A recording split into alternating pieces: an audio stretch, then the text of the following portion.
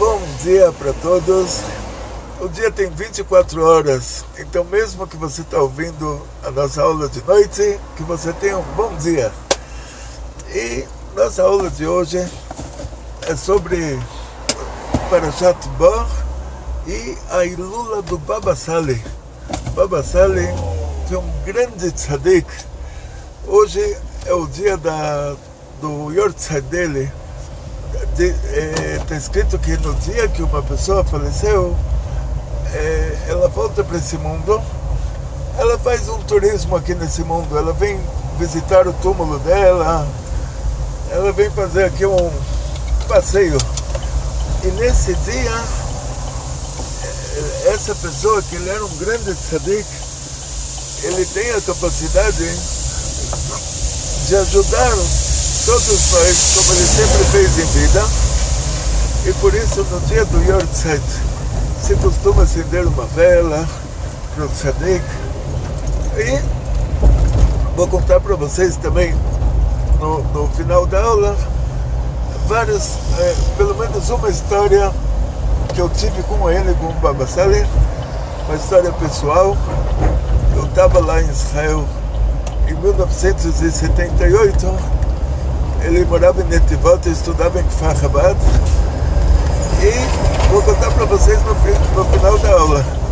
Então, em primeiro lugar, nossa aula, nossa parashá, ela fala sobre um assunto muito interessante. Hashem diz: venha para o faraó. Venha para o faraó. E isso na nossa parashá. E em outros lugares Hashem diz: vá para o faraó. O Baal HaTurim, ele analisa essas linguagens e ele diz assim: toda vez que Deus pede para Moshe para ele vir para o palácio do faraó, ele diz: boa faraó, venha para o faraó. Toda vez que Hashem diz para Moshe ir ao faraó, quando o faraó se encontra no rio Nilo, Hashem diz: vá para o faraó. Então, deveria ser o contrário, porque o rio, está escrito que a filha do faraó, como ela encontrou Moshe Rabbeinu? O Egito era uma teocracia. O Egito era um país, toda a tecnologia deles lá era religião. Eles conheciam todas as idolatrias antigas. Eles conseguiam ativar os demônios, os anjos do mal que estão por trás das idolatrias.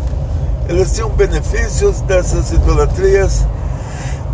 Eles conseguiram fazer assim, vamos chamar isso de bruxarias, né? Que hoje a palavra bruxaria é mágica. Tipo, se hoje alguém se chama de bruxo, quer dizer, é um nome bonito para falar que ele é um mágico. Porque eles desconhecem, já não chegou até nós o conhecimento para o que eles tinham antigamente, que eles conseguiam lá. Tinham um demônio responsável por cada idolatria e eles conseguiam ativar esses demônios a favor deles. O que dizem assim, o brasileiro costuma falar, vender a alma, uma coisa assim, né? Quer dizer, ativar a idolatria a favor dele, quer dizer que depois aquele demônio tinha uma cobrança também disso. De qualquer maneira, os egípcios antigos, eles fizeram até um sistema de segurança em volta do Egito, que nenhum escravo conseguia sair por causa dessas feitiçarias ativadas que seguravam os escravos dentro do país. Quer dizer, eles têm uma tecnologia muito desenvolvida nesse ramo. Hoje em dia não existe mais isso. Hoje em dia, se alguém fala que ele consegue ler a mão, hoje em dia tudo é estatística. Você vê plaquinhas aí na rua: traga o seu amor de volta, pague somente depois que isso acontecer. Então, o que quer dizer? A bruxa lá, ela sabe que ela digita no Google. Ela sabe que 70% dos casos de briga entre namorado e namorada, eles voltam. eles reatam. Então, ela sabe que de cada 10 pessoas que encomendaram o trabalho com ela, 7 vão pagar. Ela já pode ter uma vida boa, assim. Deus me livre, né? Viver disso, Mas hoje em dia, a leitura de mãos é assim, não tem nenhuma dessas tecnologias chegou até nós. Então, a pessoa que faz leitura de mãos, ele fala, olha, você vai ficar muito rico, mas paga já adiantado, antes de ficar rico, porque se você não ficar rico, depois não vem reclamar, né? Então, o Egito tinha de verdade esse conhecimento. A filha do faraó, que era uma mulher muito estudada, e esse era o estudo principal deles, ela resolveu abandonar tudo isso, e ela foi para o rio Nilo para se purificar, para se converter ao judaísmo, para se purificar das idolatrias do pai dela. Lá ela encontrou Moshe Rabbeinu, levou ele para o palácio, primeiro deixou ele com a mãe dele, até ele desmamar, com o exército egípcio lá, protegendo para ninguém sequestrar essa criança adotada pela filha do faraó. Depois ela levou ele para o palácio dela, trouxe para ele os melhores professores particulares da tribo de Levi, incluindo o pai dele, o próprio pai dele. Como ela mandou ele para a mãe para dar de mamar, ela trouxe o pai para ensinar ele. E Moshe Rabbeinu, quando ele saiu do palácio do faraó, ele viu um egípcio tentando assassinar um judeu a chicotadas. Ele falou um nome de Cabala, que esse nome faz com que a alma saia do corpo. Então ele tinha esse conhecimento cabalístico que muitas pessoas já depois dele não estavam nesse nível. Ou seja, tudo isso foi concebido a ele por meio da filha do faraó, que trouxe para ele os melhores professores particulares. E ela se encontrou com ele no rio Nilo, quando ela foi lá para mergulhar, para se purificar das idolatrias do pai dela, se purificar das feitiçarias do pai dela, dos feitiços do pai dela. Então quer dizer que o rio Nilo é um rio, o rio que ele tem uma fonte como origem, quer dizer assim, que o rio no Brasil geralmente é água de chuva. Água de chuva, a maior parte do rio é água de chuva. A água de chuva só purifica quando ela está parada. Então tem que ser ou um lago para a pessoa mergulhar lá, ou um lado do rio, uma baía do rio, assim, de água parada. Agora, no caso do rio Nilo, que ele é água da fonte, então ele purifica mesmo estando em movimento. E ela foi lá para mergulhar, para se purificar, para se converter ao judaísmo. Como pode ser, então, que quando Hashem fala para Moshe Rabbeinu, venha para o faraó, quer dizer que Hashem já está lá, esperando por ele. Ele está se referindo à casa do faraó, ao palácio do faraó, onde tem o principal lá da feitiçaria, da idolatria. E quando Hashem fala para Moshe, vai para o faraó, ele está se referindo ao rio Nilo, que é o lugar onde um lugar que purifica, o lugar onde tem água, a água purifica. Então deveria ser o contrário. Moshe Rabbeinu iria precisar mais de Deus no lugar onde tem vamos dizer, 20 reais etanol.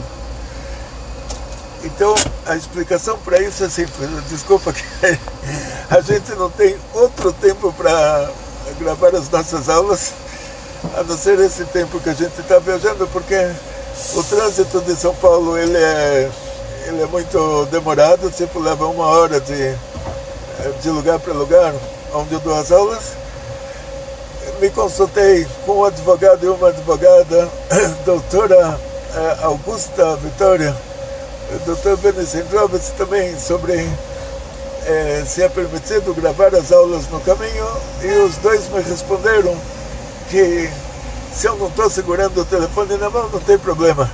Tudo que é proibido no Brasil é segurar o equipamento na mão. Agora, tudo que é feito assim no viva voz, que equipamento externo, aí não tem problema. Então, desculpa aí, no meio do caminho tem que colocar gasolina também, não tem jeito. Na prática, continuando, a explicação para isso é assim. Tinha um profeta Elisha, era o profeta Eliseu. O profeta Eliseu, ele foi visitar uma cidade chamada Jericó, cidade de Jericó. Se você puder contar se tem 20 aqui, por favor. Ele foi visitar a cidade de Jericó, ele pergunta para as pessoas como é a cidade, e as pessoas dizem para ele que a cidade é maravilhosa. O único problema é que a água lá é podre, e tem uma máfia de jovens que eles têm o monopólio da venda da água. Qualquer um que tenta entrar nesse negócio eles assassinam, e o povo de Jericó tem que pagar pela água quanto que a máfia está pedindo. Se a pessoa não tem todo esse dinheiro, ele morre de sede. Então o profeta ele deu uma brachá para que as fontes da cidade se retifiquem, e naquele instante as fontes da cidade viraram todas água mineral. E essa máfia de jovens, eles viram que ninguém mais vai comprar água deles, porque todas as fontes da cidade viraram água mineral, e eles esperaram o profeta fora da cidade e na hora que o profeta saiu, eles falaram para ele: agora a gente vai te fazer o que aconteceu com o seu professor. O professor do profeta Elisha era o profeta Eliel, o profeta Elisha, o profeta Eliseu, o profeta Eliel, o profeta Elias. O profeta Eliel, ele subiu para o céu numa carruagem de fogo. Perfeito, pode pegar para o senhor. Pode pegar, tudo de bom, muito sucesso. Ele subiu para o céu numa carruagem de fogo. Então eles falaram para ele: agora a gente vai te fazer igual você, acabou com o nosso negócio, a gente vai te colocar numa carruagem, tacar fogo e te mandar lá para o céu. E ele saiu da cidade, eles falaram: careca, agora a gente vai te assassinar, vamos te colocar na carruagem, tacar fogo.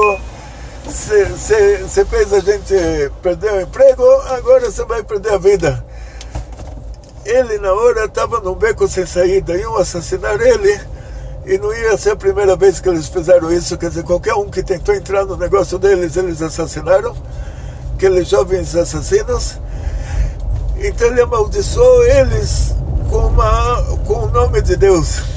Ele fez mais ou menos lá, não foi o que Moisés Rabbeinu fez para o egípcio, não foi aquele nome que tira a alma do corpo, mas na hora que ele amaldiçoou ele com o nome de Deus, quer dizer, ele pediu para Deus fazer um milagre para terminar aqueles assassinos, para que aqueles assassinos morram. Quer dizer, a gente nunca pode fazer isso, nós próprios, mas o profeta sabia quando ele podia fazer isso. Ele já olhava para as pessoas, ele já via que, olha, a consequência que eles vão continuar vivendo vai ser que eles vão assassinar muitas pessoas. Então o ideal seria eles pararem com isso e se reencarnarem, nascerem de novo, terem outra chance. Então ele amaldiçoou eles com o nome de Deus, e nessa hora Hashem fez um milagre. Deus fez um milagre, surgiu uma floresta, da floresta saíram ursos, os ursos mataram os jovens assassinos e voltaram para a floresta, e tudo aquilo desapareceu. Aí se pergunta se Hashem queria fazer um milagre que os ursos matassem os jovens assassinos. Por que precisava fazer um milagre maior e fazer surgir uma floresta também? Fazia um milagre menor, economizava um pouco nos milagres, fazia surgir só os ursos. Mas, dizem nossos sábios, não iria adiantar, porque o urso, fora da floresta dele, ele está tímido. Ele só está agressivo dentro da floresta dele. Na floresta dele, se alguém está perto, ele vai lá e mata. Agora, quando ele está fora da floresta, ele está intimidado, ele é capaz até de fugir. E não sei os ursos de hoje, isso a Gemara conta 2000 anos atrás. Então, pode ser que a natureza do urso é igual, quer dizer, não acho que mudou, não sei que tipo de urso tinha antigamente, que tipo tem hoje, se aquele se extinguiu, se esse é novo, não sei nada, não entendo de zoologia, mas estou contando para vocês o que a Guimarães explicou sobre isso, que o urso na floresta dele, ele está todo prepotente, ele se sente. Fora da floresta dele, ele fica olhando lá, ele não sabe onde ele está. Então, para acontecer esse milagre do urso matar os assassinos, ele tinha que estar com a floresta dele junto. Quer dizer, era obrigado a ter, o milagre era obrigado a acontecer dessa maneira, de ter também os ursos, também a floresta. O faraó, dentro do palácio dele, ele estava mais perigoso. Por isso Hashem disse para Moisés, ele parou. Sempre que era para ir para o palácio, Hashem dizia para Moisés, venha para o palácio. Ou seja, eu já estou lá te esperando. Esse faraó não vai te fazer nada. Eu estou lá antes de você já te protegendo. Na hora que era para ir para o rio, Hashem falava para Moisés, vai para o faraó. E lá você precisa de menos proteção. Lá você já pode ir aparentemente sozinho, né? Vamos dizer assim, Deus está em todo lugar ao mesmo tempo, mas a revelação divina é maior em certos lugares, é menor em outros lugares. Você não pode comparar a revelação divina que está dentro de uma sinagoga com a revelação divina que está dentro do banheiro. Quer dizer, o banheiro é um lugar que você não pode pensar em Deus, mas Deus é infinito, Deus está em todo lugar e dentro do banheiro também. Enquanto que tem lugares que a revelação divina está muito grande, tipo Kotel HaMaravi, o muro ocidental do monte do Bet HaMikdash, o monte do templo de Jerusalém, onde todo mundo vai rezar. Até dizem, a minha filha, Israel, tem uma filha, graças a Deus, ela já tem 6 crianças. Antes dela se casar, ela foi rezar no Kotel.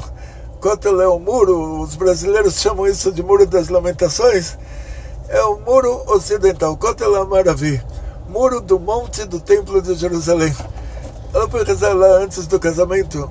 Aí eu falei para ela, que bonito que você foi rezar lá. Ela falou, todas as meninas religiosas em Israel, antes de se casar, elas vão rezar no muro do monte do templo. Por quê? Para aprender a falar com as paredes.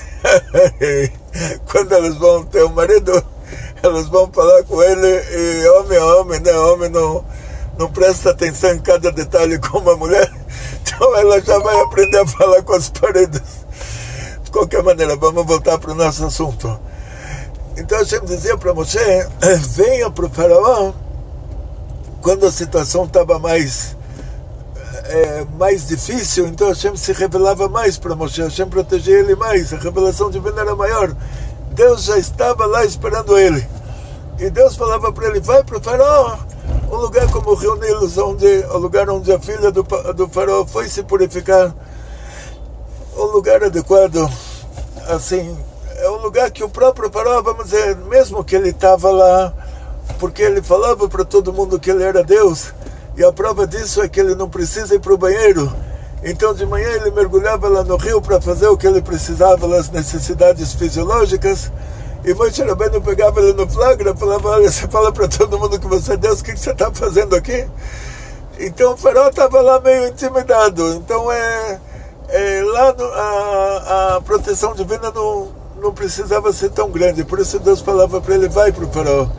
Mas no palácio do faraó, que o faraó era um urso dentro da própria floresta, no palácio dele, que ele estava mais prepotente e agressivo, aí no palácio dele ele precisava de uma proteção divina maior. O Moshe, no palácio do faraó, precisava de uma proteção divina maior. Por isso Deus falava para ele, venha para o faraó, quer dizer, eu já estou lá te protegendo antes de você chegar, não fica com medo. Outra coisa interessante da nossa paraxá, isso eu vou ligar à história do Baba Sali, é que Hashem diz para Moshe que vai endurecer o coração do faraó para aumentar os milagres, para que a gente tenha o que contar para as nossas crianças durante todas as gerações. Então aqui a gente já está recebendo a notícia de que milagres desse tamanho não vão existir até Mashiach chegar. Ou seja, Hashem já está dizendo para Moshe, os milagres que vão acontecer aqui, eles vão ser contados em todas as gerações. Quando tiver a Geulah, quando o Mashiach chegar, aí está escrito que como nos dias que você saiu da terra do Egito, você vai ver os milagres. Você vai nos mostrar Niflaot, milagres, quer dizer, milagres em relativos a milagres. Então você imagina um milagre que essas 10 makot lá que Deus deu para o Egito, as 10 pragas que Deus deu para o Egito, e a abertura do Mar Vermelho e tudo mais, a saída do nosso exílio atual vai ser milagre relativo ao milagre. Quer dizer, então imagina uma pessoa que está ganhando um salário mínimo. Ele ganhar um salário de 50 mil reais, para ele é um milagre.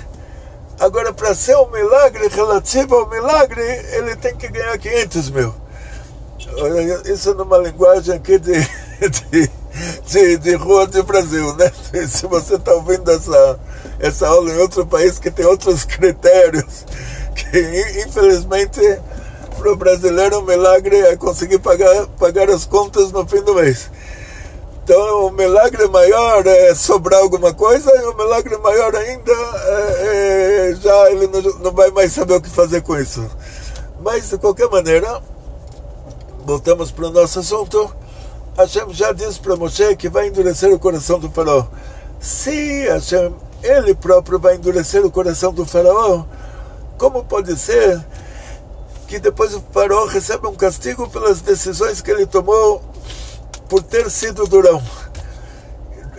Tem um exemplo para isso, que uma pessoa ele é chamado para um julgamento, e o juiz é um antissemita. O juiz nem vai ouvir o caso, vai falar: é judeu? Então está condenado. E antes do julgamento, essa pessoa vai para o juiz e dá $1.000 para ele. Aí o juiz fala para ele: você está querendo me subornar? O judeu fala: não, estou querendo te equilibrar. Até agora você já ia me condenar. Agora que eu te dei o dinheiro, então você perdeu o ódio que você tinha por mim. Aí você vai fazer um julgamento honesto, você vai ouvir os dois lados, você vai ver o que aconteceu, você vai julgar de maneira honesta, você vai dar sua própria opinião.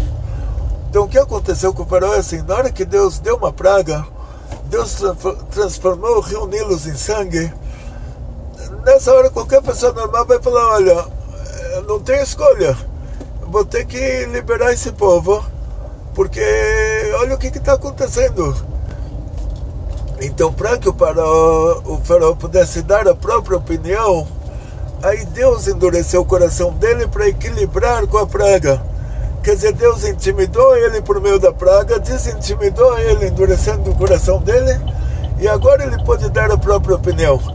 Por causa disso ele é culpado pelo que ele faz, e por causa que Hashem já sabia que a própria opinião dele vai ser que ele não vai deixar o povo sair, e Hashem vai precisar mandar mais pragas e mais pragas, por causa da bondade divina de não dar o pior logo de cara, de ir aos poucos para que a pessoa desperte antes disso, para que não precise se chegar a uma situação pior. E mesmo assim Hashem sabia que ele iria chegar até o final.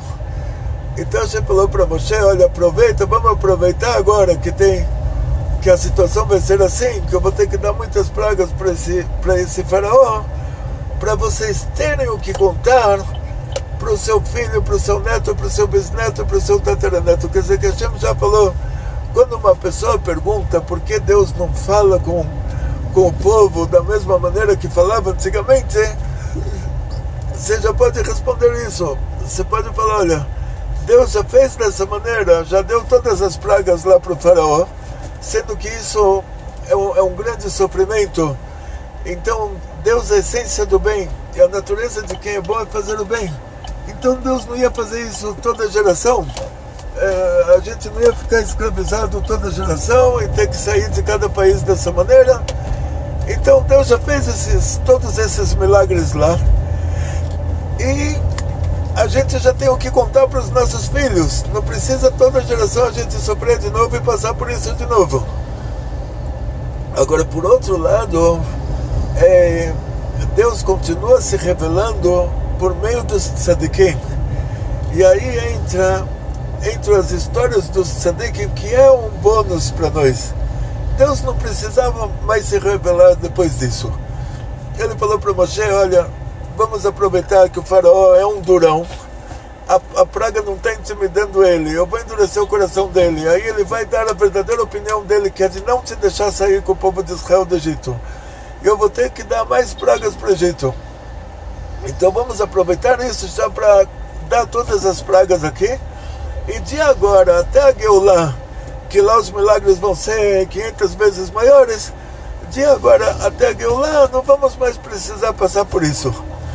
Então Hashem já avisou Moshe Rabbeinu, olha, de agora até a Geulah, vocês vão contando o que Hashem fez lá, e imaginando quanto mais o que Hashem vai fazer na nossa saída do exílio, que o Rebbe falou que é a nossa geração que vai sair do exílio, e aproveitar esses 3.300 anos para contar o que Hashem já fez no Egito, que existe Deus, que Deus é a essência do bem, que Deus dirige o mundo, Deus interage com a gente. Tudo isso a gente vai poder contar, mostrando essa interação extrema que aconteceu no Egito como exemplo. Mesmo assim, e isso seria o certo de Hashem não se revelar mais depois da entrega da Torá até Mashiach, até a Geulah. Mesmo assim, Hashem vai se revelando para nós todas as gerações por meio dos grandes tzadikim que vivem nessas gerações. Então, contei para vocês a história do Rebbe de Lubavitch, que o Rebbe ele sabia coisas lá de cima, antes de descer aqui embaixo. O Rebbe sabia que o Gorbachev ia libertar os judeus russos antes dele tomar essa decisão, antes dele próprio chegar a essa conclusão. Eu já contei isso uma vez, vou contar outra vez depois quando chegar novamente essa época do ano que se fala sobre esse assunto. E o Rebbe ele já sabia que o Saddam não tinha mísseis de gás, a não ser aqueles que ele tinha jogado no Kurdistão para mostrar que ele tem. A Interpol não sabia disso, o Shabak de Israel não sabia, o FBI não sabia, a CIA não sabia, e o Rebbe sabia. Quer dizer assim, o Rebbe ele deixou bem claro para todo mundo que ele fala com Deus diretamente, que Deus revela para ele coisas que nem as pessoas aqui nesse mundo que eles vão fazer essas coisas, eles estavam sabendo o que eles vão fazer. Antes deles saberem, que foi decretado lá em cima que aquele presidente vai fazer aqui embaixo, já foi revelado para o Rebbe antes do presidente ter aquela ideia.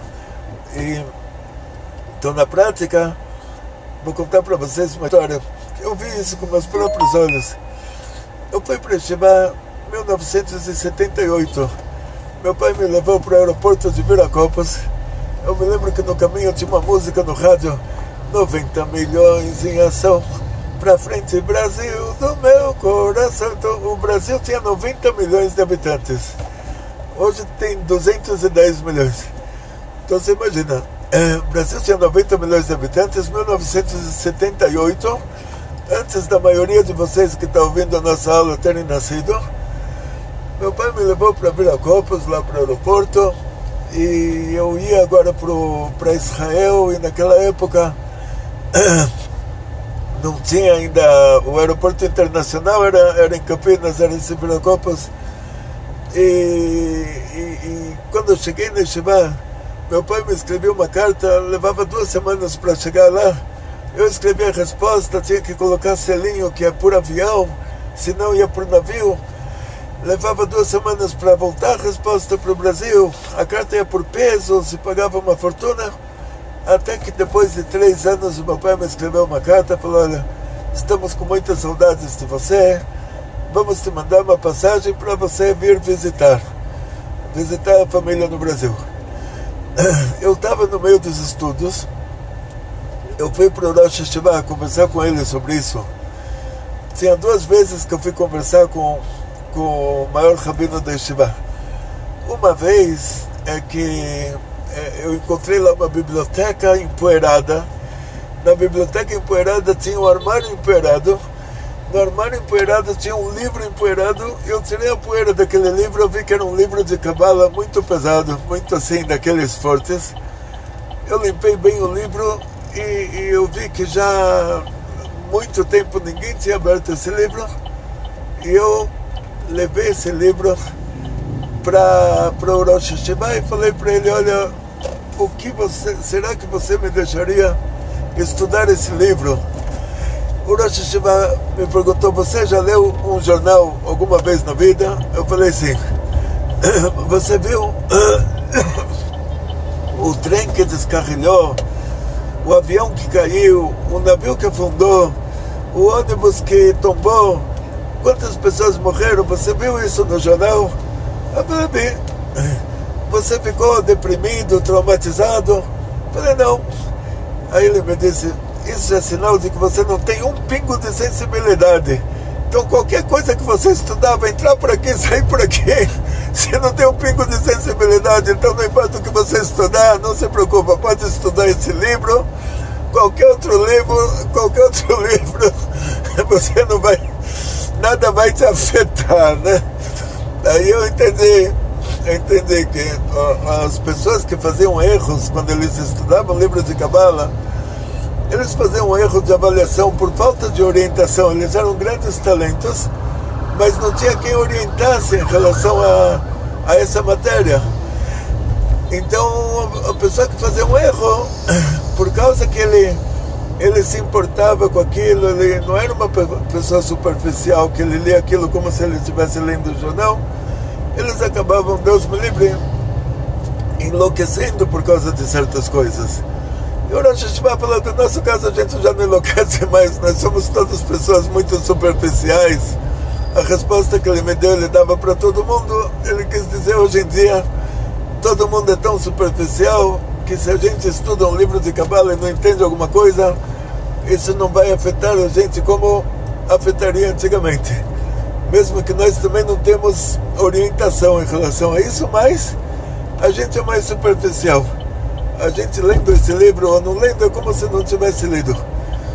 A segunda vez que eu fui fazer uma pergunta para ele foi essa. Fui lá com a carta do meu pai, falei para ele: meu pai pediu para mim ir visitar o Brasil. Eu esqueci de falar que o Brasil era na América Latina. Ele pensava que o Brasil era na África. E quando você falava Brasil lá em Israel, naquela época, era uma coisa muito estranha, assim. Tinha que explicar. Não tive eu estava tímido, não tive a iniciativa de explicar para ele onde fica o Brasil. Ele me falou, já respondeu direto, falou: você vai voltar para o Brasil, você vai deixar de ser judeu. Por quê? Ele me falou assim: uma pessoa que desperta, ele desperta para o judaísmo, ele vem para Israel estudar judaísmo.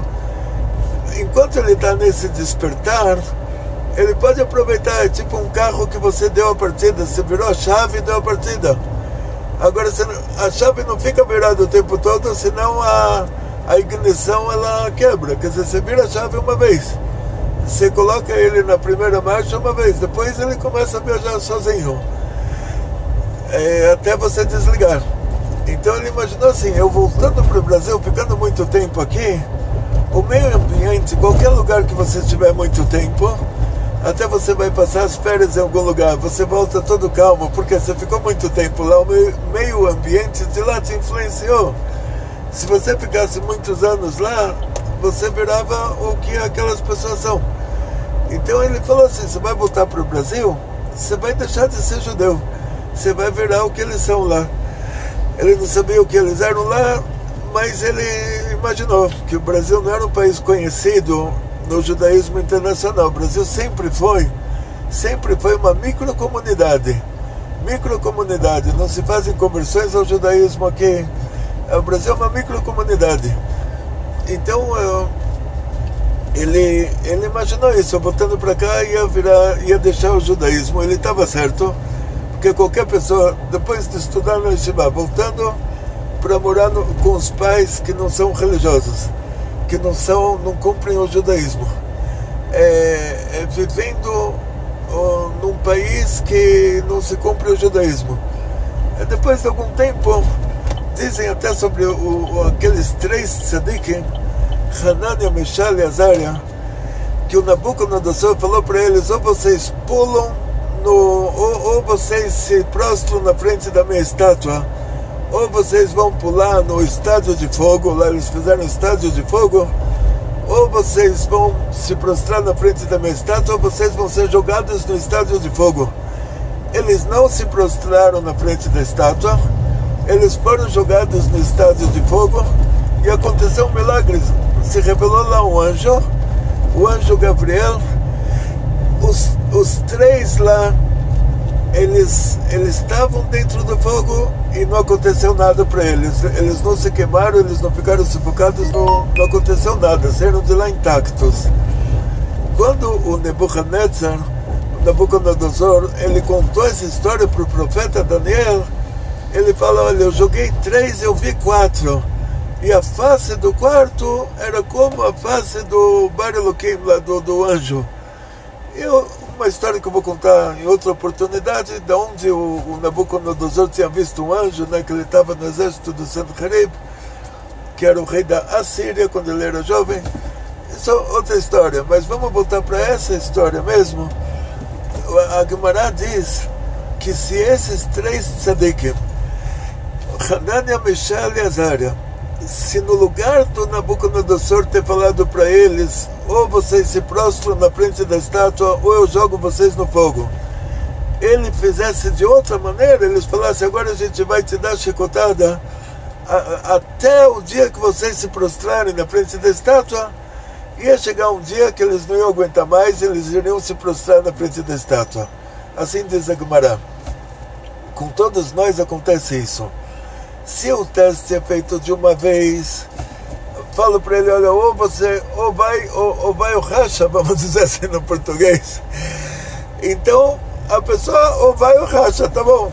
Agora, se a pessoa está todo dia abaixo de pressão, vai chegar um dia que ela vai ceder a essa pressão.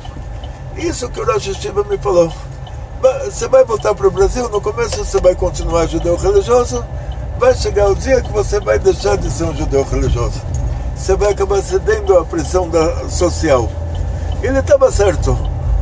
Aí eu fiquei desanimado, que eu queria visitar os meus pais, e eu era muito alegre na Shiva. Os meninos me viram desanimado, eles falaram: alguma coisa aconteceu. Não pode ser que esse aí que chegou tão animado aqui, está todo dia feliz, todo dia alegre, e um dia de repente ele ficou como todo mundo, ficou sério como todo mundo. Falaram: não pode ser, alguma coisa que aconteceu, é uma coisa grave. Vieram me perguntar: o que aconteceu, quem morreu? Aí eu falei: aconteceu que meu pai me mandou uma carta e ele me fez essa proposta de visitar o Brasil. Eu queria muito conhecer o Rebbe de Lubavitch, e eu podia aproveitar essa oportunidade para, já que eu estou indo para o Brasil, podia ir pela América, ou voltar pela América e conhecer o Rebbe de Lubavitch pessoalmente. E então queria visitar os meus pais, queria conhecer o Rebbe, e agora eu perdi tudo, porque o Rosh Hashiva me falou: não, eu não vou desacatar a opinião dele, que eu sei que ele está certo. Quer dizer, primeiro porque eu sei que ele está certo, e segundo, até se ele estivesse errado, eu não iria desacatar. E aí os meninos me falaram: olha, o Rosh Hashiva, ele viaja muitas vezes para o Baba Sali, e ele pega brachá do Baba Sali. Então vai você lá, pega uma brachá com o Baba Sali. Se o Baba Sali te der uma brachá para viajar para o Brasil, o Rosh Hashiva com certeza vai concordar. Aí eu peguei um ônibus 5 da manhã, viajei. Naquela época eu tinha 18 anos, então eu tinha, já estava com mais de 20. Mas assim, para mim o país ainda era enorme, assim, horas de viagem, assim, eu sentia. Hoje em dia eu vou lá em Israel, se eu for para lá, não estou planejando de ir para lá agora, mas se fosse para lá hoje, seria uma viagem curta, né, relativa ao que eu viajo aqui dentro do Brasil. Mas naquela época, assim, acordei cedo, fui pegar um ônibus até chegar em Netivot. que era a cidade do Baba Sali, eu vejo que todo mundo lá tá parado na porta com garrafa de água. Aí eu imaginei, esse lugar aqui deve ser muito quente, né? Que eu cheguei até o deserto do Negev. E com certeza todo mundo nessa cidade anda com garrafa de água na mão. Eu não sabia que o Baba Sali, ele dava brachá na garrafa de água para a pessoa beber depois. E tinha uma lista de quem foi chegando primeiro, para uma lista de entrada, né, que lá em Israel nunca tem fila de um atrás do outro, mas tem essas listas. Aí chegou uma pessoa, já não tinha mais lugar para escrever o nome na lista, e eles eram judeus norte-africanos, né, judeus do Marrocos, tinham a cultura deles, e a pessoa já chegou, arrancou a folha, rasgou e falou: aqui não tem fila. Eles eram norte-africanos, é como lembra muito aqui o Nordeste brasileiro. Tipo, o pessoal mais assim, vamos dizer assim, eu não quero usar para os judeus do Marrocos assim uma palavra, não quero chamar eles de prepotentes, porque é muito mais do que isso. Então, e lá eu vi com os meus olhos, eu comecei a ficar com medo, né? E lá em Israel eles falavam que os marroquinos vão de canivete no bolso, então eu já tinha mais ou menos o histórico da coisa. Mas me aguentei, fiquei lá, estava na fila, até que lá pelas 11h30 chegou a minha hora de entrar. Ele começou o recebimento do público às 10, lá pelas 11h30 eu entrei, e tinha o Gabai, o Eliel Fassi, que era o secretário dele, e eu falei para o Rabi Eliel Fassi, para ele traduzir para o Baba Sali. Baba Sali falava só em árabe, para ele traduzir que eu quero uma brachá para viajar para o Brasil. Eu quero perguntar a opinião dele também, eu não vou fazer uma coisa que não seja boa para mim.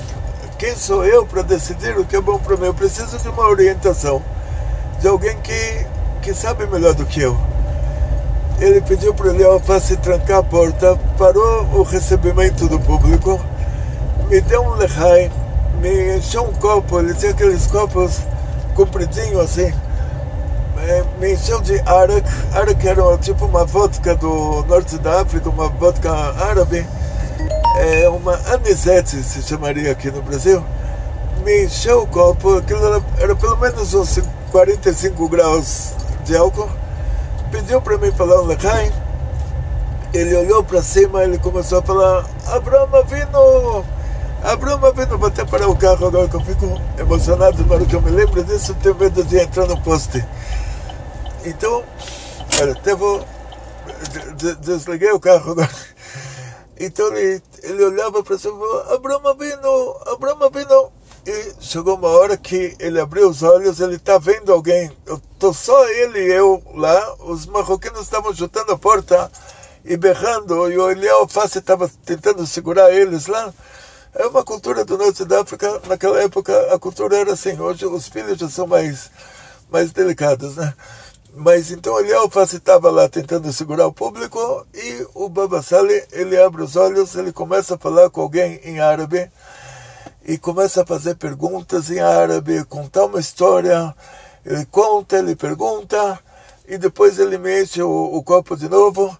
Ele fala para mim tomar mais um lechaim, e de novo ele fala: Abraham Avinu. E de novo ele começa a conversar. Eu sabia, fiquei com o pelo levantado, eu sabia que Abraham Avinu, nosso patriarca, estava lá. E ele estava fazendo perguntas e dando respostas. E a gente sabe que o Abraham Avinu, ele é chamado também de o pai dos Gerim, o pai de quem se converte ao judaísmo. E no Brasil tinha cristãos novos, todo brasileiro que se converte, a gente nunca sabe se era filho da filha de algum judeu que se perdeu por aí. Mas como a gente é de origem libanesa, a minha avó é de Zachle, minha avó é de Ain Nahar, no Líbano não tinha cristãos novos, nada. Então no meu caso 100%, quer dizer, 100% que lá estava o meu pai. Lá estava Avraham Avinu. O Baba Sali já se dirigiu direto para a pessoa certa. Conversou com ele, e mais um lechaim, e de novo Avraham Avinu, e de novo dúvidas e conversa, até que no fim ele chama ele ao face, pede para me dar comida e mais comida, e ele fala para mim: vai para o Brasil e não fica com medo de nada. Eu volto depois dessa, volto para Yeshiva, conto isso para os meninos, conto isso para o Rosh Yeshiva. O Rosh Yeshiva me fala: ele não viu uma coisa dessas. Então ele falou: olha, depois dessa, se você não for, eu que vou ficar bravo. Liguei para o meu pai, meus pais me mandaram passagem, combinei com eles que eu vou conhecer o Rebbe de Lubavitch também. E na prática, fiz essa viagem para o Brasil, combinei com meu pai dele me levar para o mikve de manhã, me levar para a sinagoga. Aí eu morava na época no Paraíso, aqui em São Paulo, então tinha um menino que vinha estudar, ele vinha rezar lá, era época de férias no Brasil, e eu tinha levado, sempre que eu comprei um livro no Yeshiva, eu já comprei dois. Eu sempre imaginei assim: se eu vou encontrar alguém para estudar comigo, eu já tenho 2 livros. E eu estava estudando de Hassidut, tinha lá o Rav Menno Futterfass na Yeshiva, tinha o Rav Berel Kesselman, e eu estava estudando Mamar Encontreisim, do Rebbe anterior. É o livro de Hassidut que a gente estava estudando. Então eu tinha comprado 2, levei comigo para a sinagoga.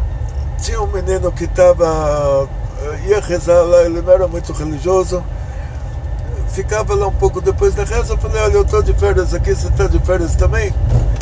Vamos estudar um pouquinho. A gente estudava até o meio-dia, ele me levava para a casa dos meus pais. Depois de um mês, fui para o Rebbe de Lubavitch, perguntei para o Rebbe o que fazer, eu escrevi um bilhetinho para ele. Os meus pais falaram que para eles é melhor se eu ficar na América, eles não queriam que eu voltasse para Israel. O Rebbe falou: não, volta para Israel, e o que você quiser fazer depois, decide lá. E ele me deu isso por escrito. Quando eu voltei para Yeshiva, o Rosh Yeshiva de novo caiu para trás de novo. Ele falou: nunca vi o Rebbe escrever isso para alguém. O Rebbe, quando ele escreve, ele fala para a pessoa: se consulta com o Rosh Yeshiva, se consulta com amigos que entendem, se consulta com o seu mashpia, com o seu rabino, mas decida sozinho o que você quer fazer. Era a primeira vez que ele tinha visto esse bilhetinho. Ele falou: olha, isso o Rebbe não costuma falar, vai lá e decide sozinho lá o que você quer fazer. Me deu essa autoridade que ele não tinha dado para outros. E eu falei: a primeira coisa, minha primeira decisão que eu vou fazer lá, vou voltar para o Baba Sali, vou agradecer a ele por realmente, fui para o Brasil, não virei goi, não voltei a ser, e tudo deu certo, conheci o Rebbe de Lubavitch, realizei o maior sonho da minha vida, que era conhecer o Rebbe. Recebi ainda bilhetinho do Rebbe, que o Rosh Yeshiva ainda ficou de boca aberta. Estava feliz. Então voltei para o Baba Sali para agradecer. O Baba Sali, eu cheguei lá de novo, entrei às 11h30, que era o horário assim, até o ônibus chegar. O horário que batia foi o mesmo da vez passada. E o Baba Sali pediu para mim sentar e esperar até... Mas sentar do lado dele, esperar até ele receber o público.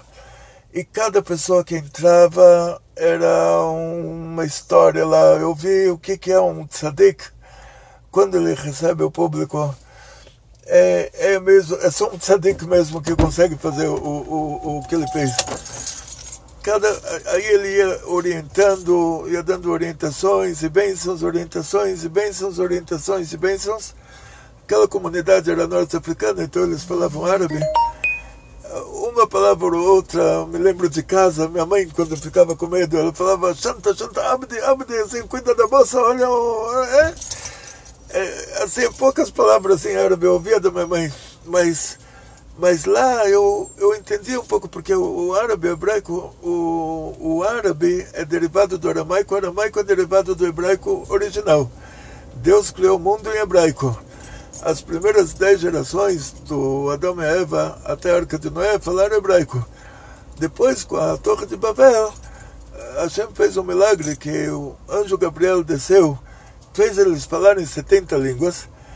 Nessas 70 línguas não tinha nem árabe, nem aramaico. O hebraico antigo, o hebraico mal falado virou aramaico, o aramaico mal falado virou árabe. Então, o árabe tem uma semelhança com o hebraico, alguma palavra eu entendia. Terminou 1h da tarde, ele terminou de receber o público, pediu para o Rabi Leal Alface trazer o maior almoço, e trazer vinho, e depois trazer um vinho melhor, e suco de uva, e perguntou se eu estava gostando, eu estava todo feliz. Depois nos despedimos, cada vez que ele se despedia de mim, ele me dava 100 shekel, que é o shekel antigo lá de Israel, uma nota com a foto do Herzl, com a barba. Então aí eu recebi o dinheiro dele, eu desenhava um Streimer em cima do Herzl, cobria a cabeça do Herzl, mostrava para o meu Rosh Hashivá, na Yeshiva, o Rosh Hashivá falava, o que ele te deu, você não pode desenhar em cima do que ele te deu. De qualquer maneira, o que eu vi lá é a revelação divina. Ele falou com Avraham Avinu, ele falou com o nosso patriarca, ele tinha um acesso direto, uma conexão direta que a gente não tem. Então, mesmo que Deus falou para Moshe que, olha, eu estou fazendo os milagres aqui, eu não quero que vocês passem por isso cada geração. Então, os milagres que eu estou fazendo aqui, vocês contam para os seus filhos. Já é o suficiente, conta que tem Deus no mundo, que Deus ajuda, que Deus interage, que Deus ama cada um de vocês, mais do que um casal de 100 anos de idade que tivesse tido o primeiro filho, teria de amor pelo filho, mais do que isso, Deus ama cada um de nós. Então, a gente imaginou que já é o suficiente, que Deus se revelou no Egito, ele não precisa mais se revelar depois disso, mas não. Hashem continua fazendo milagres por meio dos tzadikim, por meio dessas pessoas muito elevadas espiritualmente. Isso é um bônus para nós. Isso é um bônus, isso Deus não precisava dar para a gente e Ele dá. Então eu desejo a todos vocês, hoje que é a Lula do Baba Sali, que vocês tenham muitos milagres, e muitos milagres, e muitos milagres, e muitos milagres, e muito sucesso, muita saúde, muito dinheiro, muitas felicidades. Quem não casou ainda, que encontre a cara metade. Quem já casou, que Deus te dê muito dinheiro para pagar as contas depois do casamento. Quem não tem filhos, que tenha muitos filhos. Quem já tem filhos, que Deus te dê muito mais dinheiro para poder pagar a escola e tudo o que precisa para as crianças. E que a gente tenha imediatamente a Geulah.